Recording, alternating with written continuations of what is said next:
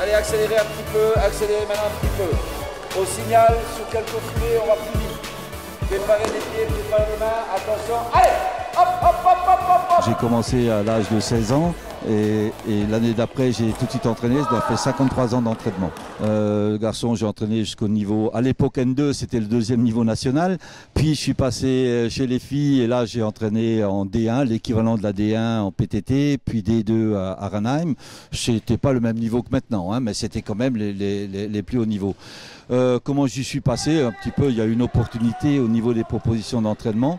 Et voilà, je me suis beaucoup pris au jeu et puis je suis un ardent défenseur actuellement du sport féminin et j'espère bien qu'il va se développer dans les années à venir. Les féminines représentent en point de vue licencié un 5e.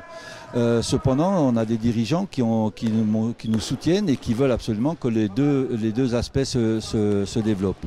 Alors le handball n'est pas différent. C'est le handball au féminin qui est un peu différent du handball au masculin pour des raisons physiologiques et autres. Mais ceci dit, il y a une demande, l'intensité que je demande par exemple aux gamines, il n'y a pas beaucoup de garçons du même âge qui la supportent. On a commencé en août et on était quand même crevés au début, mais à force de faire ça, on est plus fatigué, on pourrait tenir une journée. Franchement, Marc, il est top, il est trop bien. Et dans les matchs, même s'il gueule beaucoup, ça nous aide vachement à nous organiser, à faire des choses. Et il nous apprend plein de trucs que d'autres coachs ne pourraient pas nous apprendre. Et il est super intéressant, il est trop gentil. Il est trop bien parce que ça fait depuis que j'ai commencé que j'ai le même. Et il nous apprend toujours des trucs alors que ça fait quand même 4-5 ans que je fais du hand. Et il a toujours des trucs à m'apprendre. Il est sérieux mais il s'énerve très vite. Il est explosif. Mais il est quand même gentil, c'est pas méchant quand il s'énerve. En championnat, on a tout gagné, donc on est arrivé première et on a été jusqu'en finale des 2 coupes. La première coupe, on l'a gagnée contre Dambar, la coupe d'Alsace, et la deuxième coupe, donc la coupe du Bas-Rhin, on l'a aussi gagnée.